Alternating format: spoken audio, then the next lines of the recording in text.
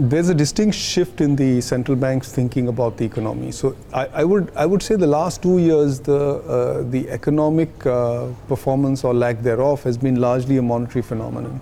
And I think we're now moving away from that.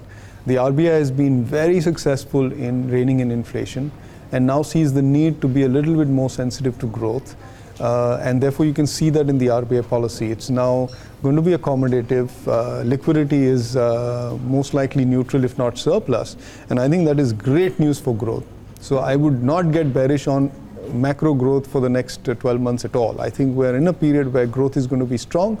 The only caveat here is global factors, which we don't control. And there could be some bad news from the globe. We'll come back to that later. Now, the circular on Friday, I think, is very good. I think it's extremely good rectification of the experiment that the RBI started last year. A lot of feedback came. Some of the things that they had put in the original circular were not practical, like the one-day default thing. And I think this is a more practical circular. This is how business is done on the ground, right? So it reacts to the needs of the banks. I think there's greater trust imposed on the banks here to take the call, which is the way it should be, right? The banks are running a business, and I think you should trust them to make the call under the framework of the supervision that the central bank has. So this is a very good circular in my view. Okay, you mentioned the globe. Would you want to dwell on that a bit? Yeah, so the globe, I think, has got this challenge coming from the spillovers of the trade war.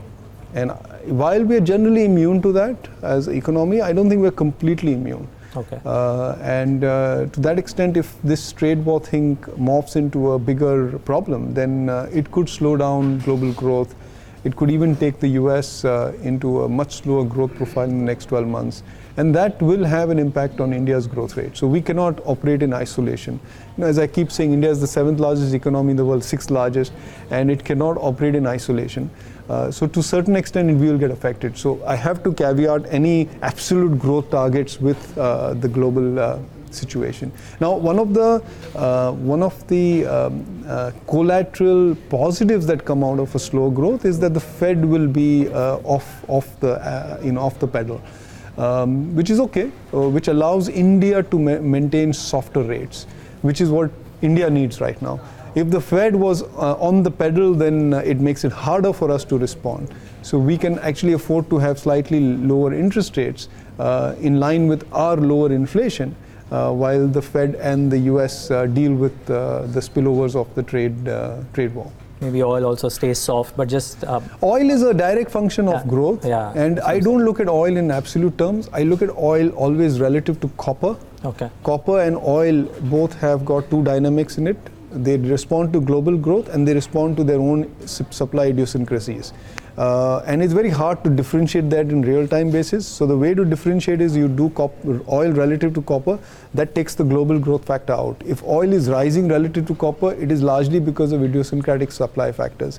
Right now, oil is falling relative to copper. And if you go back 20 years, that's great news for the Nifty. The Nifty tends to outperform when oil is falling relative to copper, which means that oil has got positive supply dynamics from an India perspective. Well, maybe a chart idea as well at some point of time. Ridham, one final question. Because a large portion of our clientele is global in nature, what do you think happens over the course of the next 12 months? We don't know which way the global trade war pie will shape up, but what about flows? What are clients telling you? How comfortable they are putting money into India? Yeah, so I keep saying that I get half my calls wrong, half of them right. Right. So one of the calls that we got right at the end of last year was a call that foreign investors will be back. And they are back. And I think this sustains for a while. Now I'll give you the framework for that call. The framework for the call was that foreign positioning in India was at multi-year lows and had fallen to 2011 levels, and they were very light on India. And it just required a little bit of outperformance from India for them to turn in. And that's what has happened. I think India has outperformed and foreigners are back. And that's how it happens. So flows are a direct function of how you perform, not the other way around, as most people think, but it's actually performance that drives flows.